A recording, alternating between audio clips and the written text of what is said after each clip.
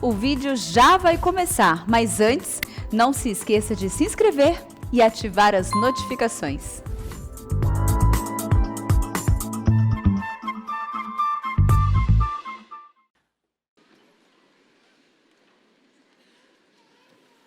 Bom dia, meus irmãos. Vamos abrir a palavra de Deus no Evangelho de João, capítulo 4, versos 19 a 24. Eu quero conversar com vocês nesta manhã sobre adoração ou culto na nova aliança. Esse é um assunto um pouco sensível, porque tem algumas pessoas que querem cultuar a Deus do jeito que Ele gosta. E a gente tem que cultuar a Deus do jeito que Ele quer ser o quê? Adorado. Não é do meu jeito, não é do seu jeito. E esse assunto mexe, é muito sensível, porque nós temos aqui muitas pessoas que têm vindo de outras igrejas e lá tinha de tudo. De pirueta santa, né? Sapatinho de fogo, exorcismo na hora do culto. Então nós precisamos ter uma fundamentação bíblico-teológica sobre o culto. Tá certo? Então vamos ler o texto de João, capítulo 4, texto básico, onde nós vamos aprender algumas lições. Diz assim, João 4, 19: Senhor, disse-lhe a mulher, vejo que tu és profeta. Nossos pais adoravam neste monte. Vós, entretanto, dizeis que é em Jerusalém, é o lugar onde se deve adorar. Disse-lhe Jesus, mulher, podes crer-me, que a hora vem, quando nem nesse monte, nem em Jerusalém adorareis o Pai. Vós adorais o que não conheceis. Nós adoramos o que conhecemos, porque a salvação vem dos judeus. Mas vem a hora, e já chegou, em que os verdadeiros adoradores adorarão ao Pai em espírito e em verdade. Porque são esses que o Pai procura para seus adoradores. Deus é espírito, importa que os seus adoradores o adorem em espírito e em verdade. Amém. Em primeiro lugar, meus amados irmãos, eu gostaria de chamar sua preciosa atenção, porque nesse versículo 23 que nós lemos, Jesus diz, mas vem a hora e já chegou. Então preste atenção, é um advérbio de tempo, agora, chegou. Significa que a adoração, ela está dividida na Bíblia, antes de Cristo e depois de Cristo. A adoração no Antigo Testamento é chamada de adoração na Antiga Aliança. Era uma adoração exclusiva do povo judeu. Foi estabelecida por Deus. Se você quer conhecer sobre o culto do Antigo Testamento, você tem um manual do culto cerimonial, que é o livro de Levítico. E ali fala de coisas santas, de pessoas santas, de lugares santos, de tempos santos e de objetos santos. Era um culto extremamente cerimonial. Se fundamentava no sacrifício de animais. Então o culto, você ia para o culto no Antigo Testamento, é a mesma coisa de você ir para o matadouro. O matadouro. Todo sacrifício era feito através de sacrifício de animais. Quando Jesus Cristo vem, então Ele cumpre tudo aquilo que era feito no Antigo Testamento, na pessoa dele. Vamos ler, por favor, Hebreus, capítulo 9, Hebreus, capítulo 9. versos de 11 a 14.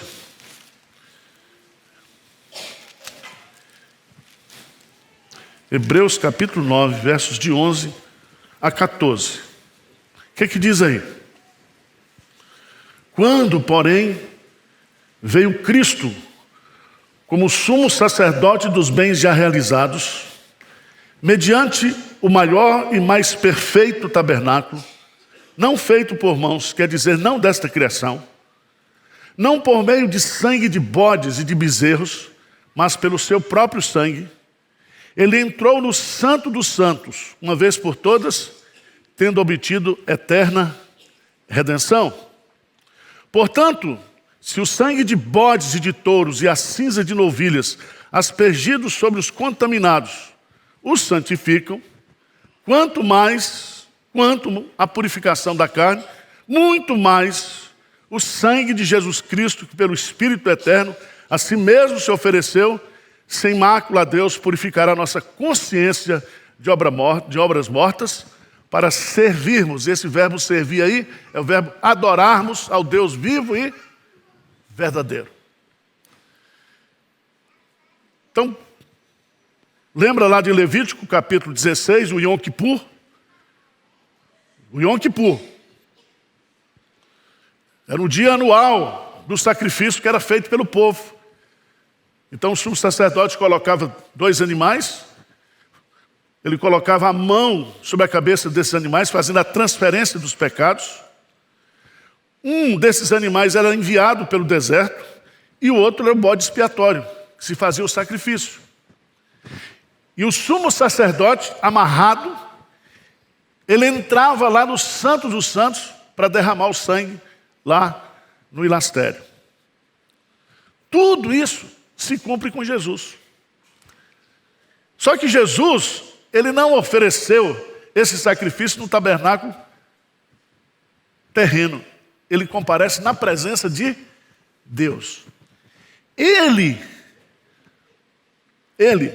levou sobre si, Deus fez a transferência dos nossos pecados para ele, e ele foi o bode o quê? Expiatório. Ele morreu para nos dar vida. Vocês estão entendendo ou não? Agora, veja lá em Hebreus capítulo 10. Capítulo 10. Versículo 19. Vamos ler juntos, de 19 a 22. Vamos lá? Tendo, pois, irmãos, intrepidez para entrar no Santo dos Santos, pelo sangue de Jesus, pelo novo e vivo caminho que ele nos, pelo véu, isto é, pela sua, e tendo grande sacerdote sobre a casa de Deus, aproximemo-nos com sincero coração, em plena certeza de fé, tendo o coração purificado de más consciências e lavado o corpo com água pura. Então veja bem, através de Jesus, eu e você, nós podemos adentrar aos santos dos santos, que é a presença de Deus, e adorá-lo em espírito e em verdade. Amém? Agora vamos observar que o culto, a adoração no Antigo Testamento é diferente completamente da do Novo. A do Novo vai trazer princípios desse culto. Então vamos ver aqui alguns princípios. Primeiro princípio é que na adoração da nova aliança, é Deus quem escolhe e produz os seus adoradores. Adorar a Deus, ser um sacerdote do Deus vivo e verdadeiro, não sou eu que me faço, é Ele que me faz. Então, por exemplo, por que a gente sai pregando o Evangelho a todas as nações, a todas as línguas, a todos os povos? Para que essas pessoas ouçam o Evangelho, sejam transformadas pelo poder do Evangelho e automaticamente essas pessoas deixam de adorar os ídolos e passam a adorar o Deus vivo e verdadeiro. Adorar a Deus não é para quem quer. Adorar a Deus é para quem Deus escolhe. Amém? Então você vir à igreja, adorar a Deus, você como um servo de Deus, isso é o maior privilégio que você e eu, nós temos. E veja no texto que ele vai dizer claramente, Jesus diz à mulher samaritana no versículo 23, porque são esses o que o Pai procura para os seus adoradores. Preste atenção que essa afirmação, ela dá-nos o entendimento de que Deus procura os seus eleitos e os salva e os converte. E na obra da salvação, essa pessoa passa a ser um adorador do Deus vivo e verdadeiro. Então, vocês aqui, tem uns crentes aí que gostam de chamar tocador de música de levita. Nada de levita. Vocês não são da tribo de Levi? Vocês adoram a Deus em espírito e em verdade por causa de Jesus Cristo. Levitar é outra coisa. Se você quiser levitar, aí é outra coisa. Mas, pastor, eu sou levita. Meu irmão, então você está no culto lá do Antigo Testamento. Estão entendendo? Então, por que isso? Apocalipse, veja lá comigo. Apocalipse, capítulo 1. Você se lembra que lá no Antigo Testamento existia a tribo de Levi. E da tribo de Levi foi escolhida a família de Arão. Essa tribo de Levi é quem cuidava do culto, da adoração. Mas agora Jesus Cristo vem e acaba, extingue com tudo isso. Veja lá Apocalipse capítulo 1, versículos 5 e 6. Vamos lá, juntos? Apocalipse 1, 5 e 6. E da parte de Jesus Cristo, a fiel testemunha, o primogênito dos mortos e o soberano dos reis da terra, aquele que nos ama e pelo seu sangue nos libertou dos nossos pecados e nos constituiu reino, sacerdotes para o seu Deus e Pai. A Ele a glória e o domínio pelos séculos dos séculos. Amém. Então em Cristo, ou por causa da obra de Cristo, você foi feito um sacerdote do Deus vivo e verdadeiro.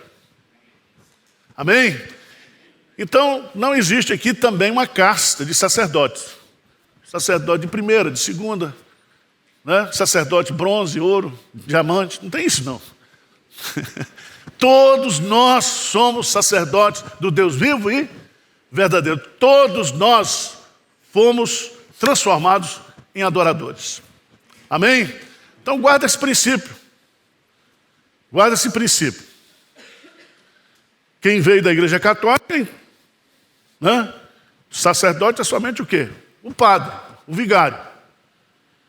Por isso que os reformadores, uma das doutrinas fundamentais da reforma é o sacerdócio universal dos crentes.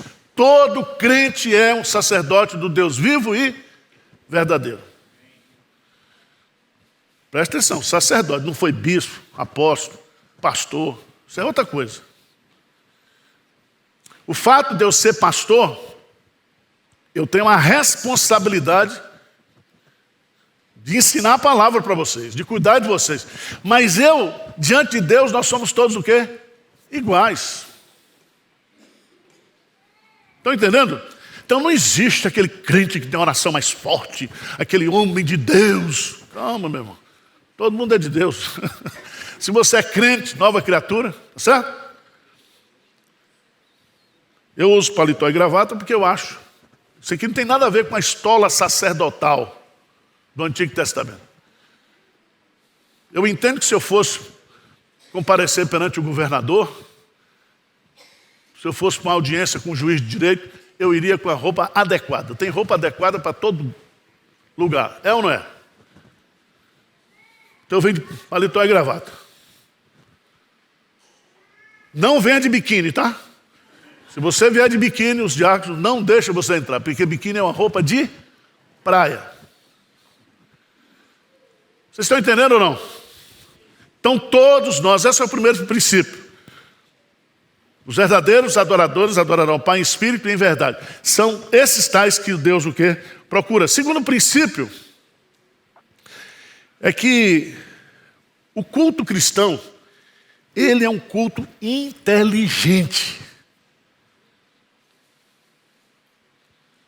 Eu sei que tem gente que gosta de imitar macaco no culto, gosta de pular. Mas veja o que Jesus vai ensinar. Em João capítulo 4, versículo 22. O que diz lá? Vós, João 4, 22. Vamos lá, gente?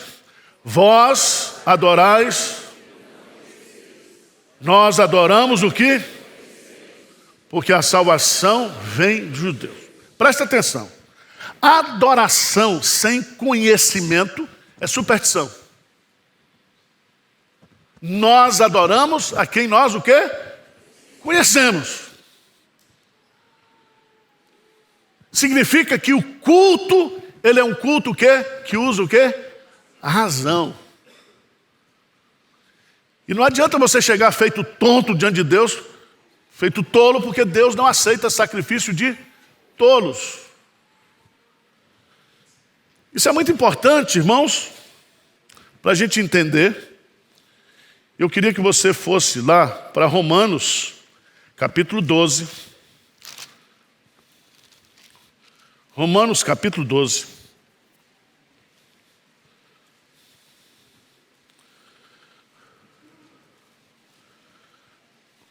Romanos, capítulo 12.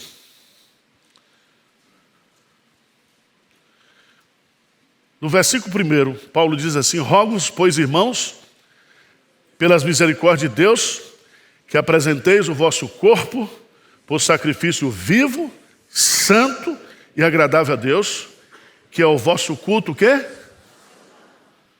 Veja, o culto é uma entrega da vida. Ofereçamos a Deus o que é nosso corpo. Assim como o animal era sacrificado e morto, quando nós adoramos, nós estamos nos entregando completamente a Deus. Mas de uma forma o quê? Racional. A palavra logiquem, latreia. Logiquem é lógica. Latreia, adoração. Por isso que culto tem que ter começo, meio e fim. Lá no Salmo 100, veja lá por favor. O Salmo 100, que já é um prenúncio da adoração na nova aliança.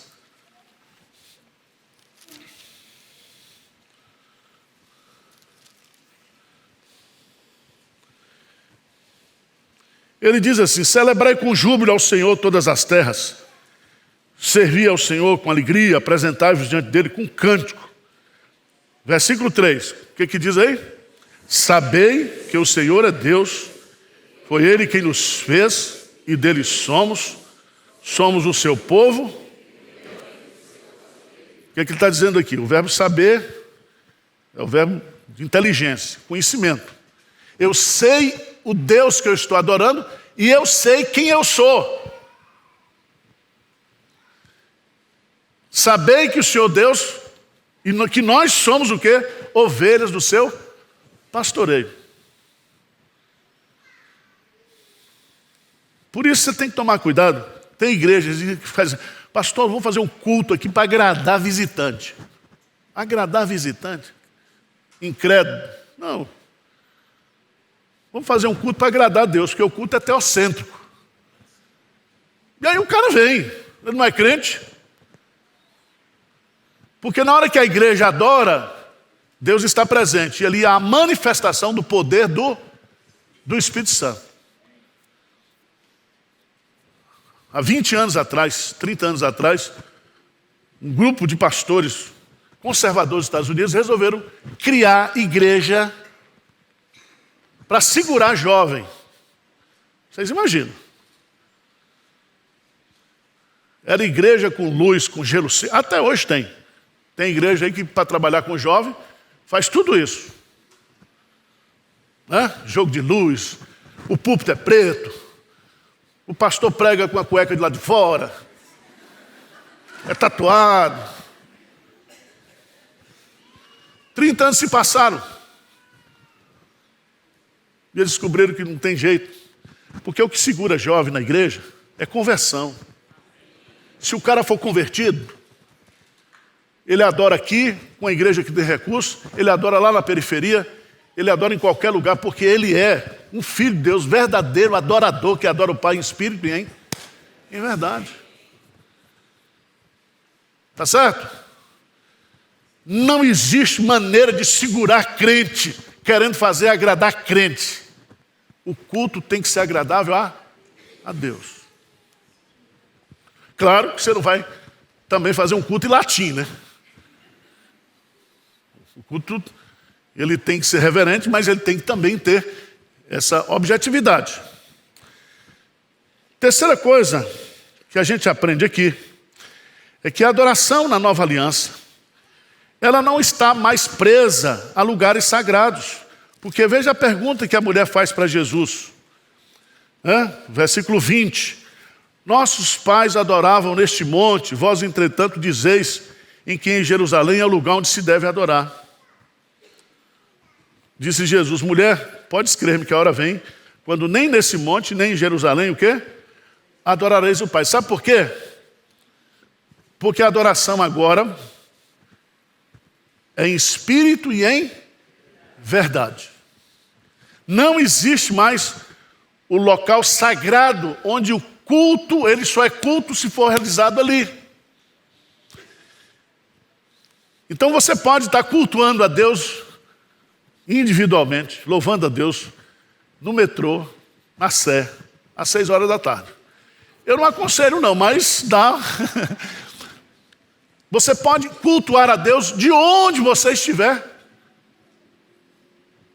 Dirigindo, você está louvando a Deus, você está ouvindo um podcast lá, um sermão bom, certo? Você pode adorar a Deus, porque agora não existe mais esse espaço sagrado. Sabe por quê? Porque o espaço sagrado agora sou eu e você. Porque ao nos converter e ao nos transformar em adoradores, o Espírito Santo passa a habitar em nós. E agora nós somos o quê? O santuário do Espírito Santo. O que é que significa, irmãos, adorar a Deus em espírito e verdade? Veja aí que em espírito está em letra minúscula. Ou seja, a nossa adoração agora ela é o quê? Espiritual. Por quê? Porque Deus é espírito. Só quem adora a Deus em espírito e em verdade somos nós. O seu cachorro não adora a Deus em espírito e em verdade. Significa que o nosso culto passa a ser um culto espiritual na sua essência, na sua natureza. A palavra em verdade aqui significa com sinceridade de coração, com integridade. O culto tem que ser sincero. Lembra que Jesus condenou, através do profeta Isaías, citando o profeta Isaías, vós me adorais com os lábios, mas o coração de vocês, o que está? Longe de mim. É em espírito, é em verdade. É sinceridade de coração.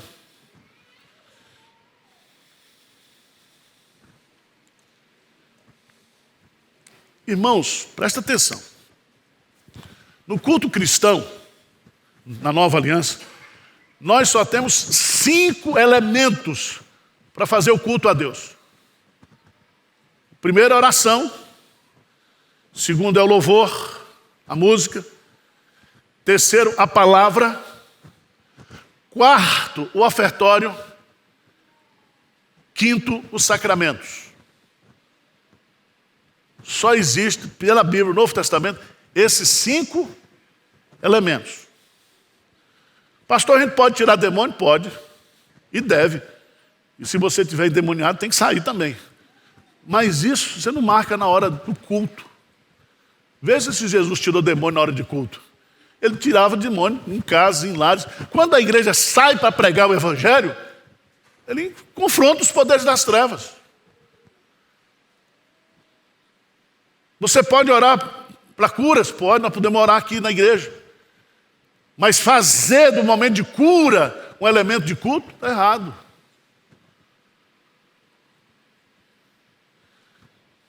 Vocês estão entendendo ou não? Tem igreja aí, os pastores vão para Israel, fica doidinho. Porque judeu não acredita em Jesus, mas vende tudo que o cristão gosta. Então tem pastor que traz a Arca da Aliança para cultuar. Traz aquele sofá, toca. Traz dançarinas. O que tem a ver o culto em espírito e verdade com mulher dançando aqui? E geralmente são mulheres feias. Que se fossem umas bailarinas do Faustão, também ninguém prestava conta no pastor. Não tem isso, não tem fundamentação bíblica. Ah, pastor, agora eu estou no ministério de dança. Filha?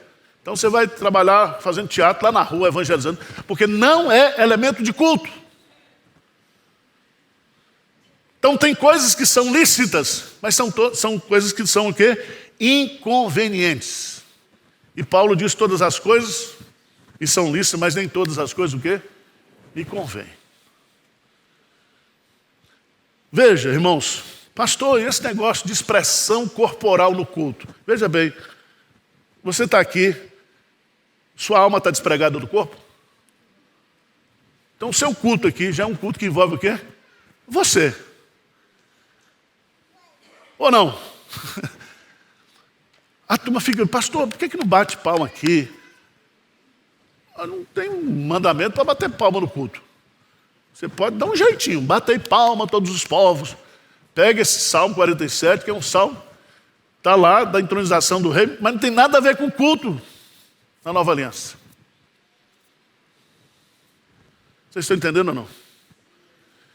Então nós não vamos inventar, colocar coisa no culto que a Bíblia não está pedindo. Deus quer ser adorado em espírito e em verdade. Pastor, é pecado? Não. Ontem nós estamos com o André, o diretor da nossa junta, está lá em Guiné-Bissau. Os cultos lá pegam fogo. Os irmãos, ó, aquelas negonas, os negões, tudo lá. Só que eu não sou africano. Cada um adora a Deus na sua cultura. Você chega na Alemanha, eu duvido que tenha dança. A expressão é sua.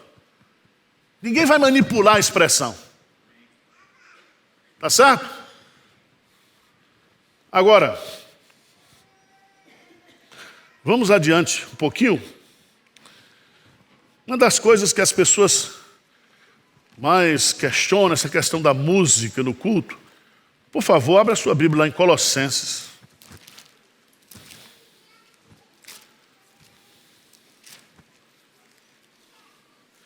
Tem igreja, pastores contemporâneos, que estão trazendo para o culto música popular. Eu fui para um congresso uma vez de pastores presbiterianos. Terminou com o meu Brasil brasileiro, terra do Nosso Senhor. Falei, tá danado. Eu estou na igreja errada.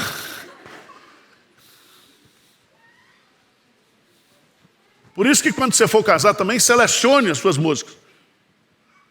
Porque se você é crente, você não vai botar música que não seja música cristã. Ah, pastor, eu gosto muito do Happy Day. Lá fora. Está entendendo? Como tem gente agora que está trocando a daminha pelo cachorro. Pastor, eu posso entrar com o meu cachorro para levar as alianças? Eu falei, nem cachorro, nem aliança. E se você brigar, nem você entra. O povo fica a inventar, gente. O povo está inventando. Está brincando com Deus. Veja lá em Colossenses capítulo 3.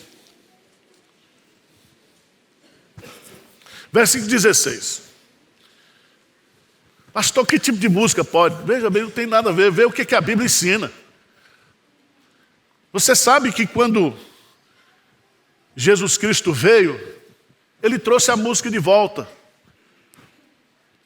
A graça. É tanto que os evangelhos, você pega Lucas, começa com 4 hinos lá. O canto de Maria, o canto de Zacarias. Jesus, quando celebrou a ceia, disse, cantou o hino e saiu para o monte. Jesus trouxe para dentro do culto, elemento do culto, a música.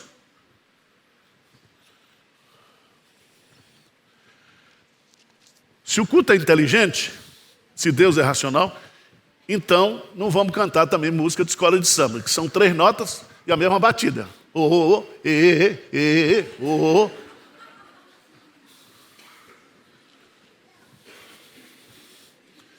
Colossenses capítulo 3, versículo 16. Habite ricamente em vós o quê? A palavra de Cristo. Entendeu bem? Nós temos que cantar a palavra. Instruí-vos e aconselhai-vos mutuamente em toda a sabedoria, louvando a Deus com salmos, hinos e cânticos espirituais com gratidão em vosso coração. Veja que fala que nós devemos louvar a Deus com salmos, hinos e cânticos espirituais. O que é que significa isso? Variedade. Por isso que a gente canta aqui os cânticos mais contemporâneos, não é isso? E nós cantamos os hinos e nós cantamos os salmos. É variação, porque se cantar só uma coisa, ninguém aguenta. Agora, qual é o propósito? Por que nós cantamos? Primeiro, para louvar o quê? A Deus. Segundo, para a gente aconselhar uns aos outros. Quando você canta aquele "Sou feliz com Jesus", você chega para o cara, deixa de tristeza, seu infeliz. Canta comigo, se é Jesus, nós vamos cantar "Sou feliz com Jesus". É um testemunho, nós estamos o quê? Nos aconselhando o quê? Mutuamente. Agora tem aqueles hinos. Descanso alma, eis o Senhor ao lado. Hino de enterro. Que a gente não canta para o defunto, porque ele não está ouvindo, mas canta para consolar aqueles que estão ao nosso derredor. Dá um pulinho, por favor, lá em Efésios, capítulo 5, versículo 18 em diante. Diz assim, o que diz? E não vos embriagueis com vinho, no qual há dissolução, mas enchei-vos do Espírito, falando entre vós com salmos, entoando e louvando ao Senhor, com hinos e cânticos espirituais, dando sempre graças por tudo a nosso Deus Pai, em nome de nosso Senhor Jesus Cristo. Eu gosto dessa expressão, louvando de coração ao Senhor, com hinos e cânticos espirituais. Nós cantamos no inário composições desde o 1º século. Não é assim? O que é cantar um novo cântico? A gente pode cantar repetidamente, é porque naquele momento, aquele cântico que você está cantando é um novo culto, é um novo momento, é uma nova adoração. Deu para entender? Por isso que a gente não para de cantar os hinos. Agora, estou colocando isso aqui. Eita, já está. Esse assunto é bom para a gente estudar. A música no culto, ela tem que ser uma música espiritual, tem que ser uma música variada, ela tem que ter funções espirituais bastante definidas. E aí eu sugiro aqui, principalmente o pessoal que canta, que escolhe os hinos, que toca, tá certo? Alguns critérios que eu acho que são importantíssimos. Quais são os critérios que eu devo usar para selecionar os hinos do culto? Primeiro,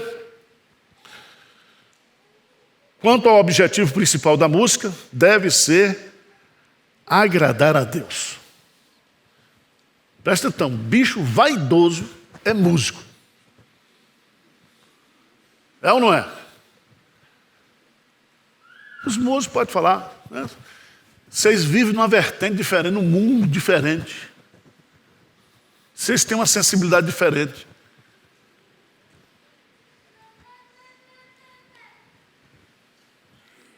E tem músico que é vaidoso. Tem músico, eu não vou hoje, não vai ter ninguém para tocar na igreja. O desgraçado fala isso.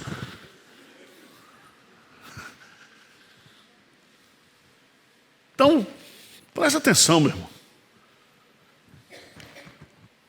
Quanto à origem, a música deve ser do coração e da mente regenerada pelo Espírito Santo. Paulo diz, cantemos com a mente, cantemos também com o Espírito. Quanto ao estilo musical, deve ser variado. Os extremos de só cantar hino ou só cantar entoacantes espirituais servem apenas para referendar estilos de culto. Culto tradicional, culto contemporâneo. Tem isso, meu irmão. Ah, nós vamos ter um culto aqui contemporâneo. Só para os irmãozinhos que são sapatinho de fogo. Agora o tradicional, só para os velhos, canta hino. Não é assim. O culto é isso aqui, ó. Essa muvuca santa. É de criança, de idoso, de jovem, preto, branco, intelectual. Isso é adoração. Não existe adoração segmentada.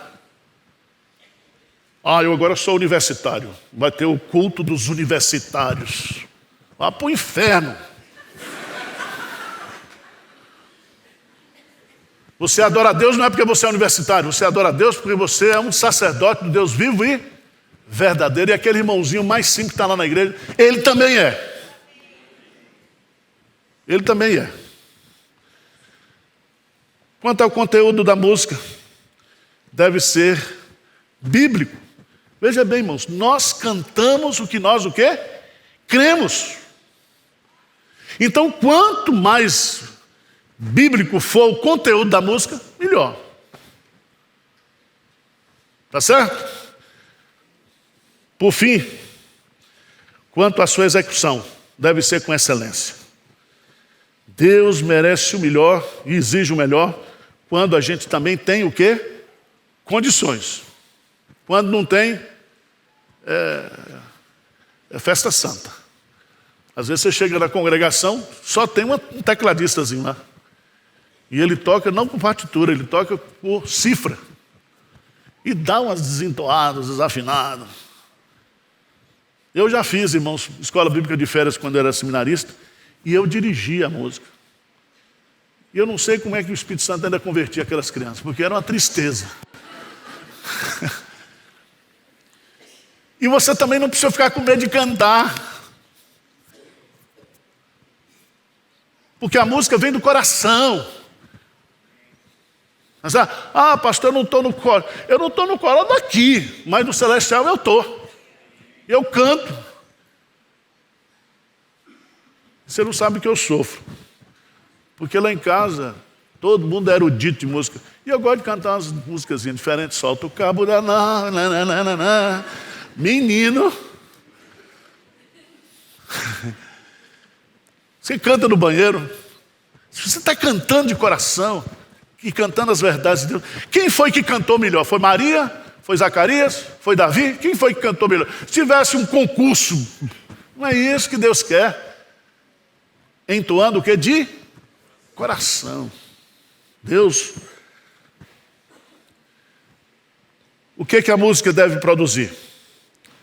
Primeiro, uma visão elevada de Deus. Segundo, a edificação espiritual. Terceiro, a santidade pessoal dos que cantam. Tá bom? Vocês entenderam, irmãos? Ou foi muito disperso? Então, nós adoramos hoje a Deus na nova o quê? Aliança. Não é um culto amarrado. É um culto que se fundamenta em princípios. Por isso que a Igreja Presbiteriana do Brasil não tem um missal. A Igreja Presbiteriana do Brasil, ela tem princípios de adoração. Ok? Então vamos ficar de pé e vamos cantar o último hino.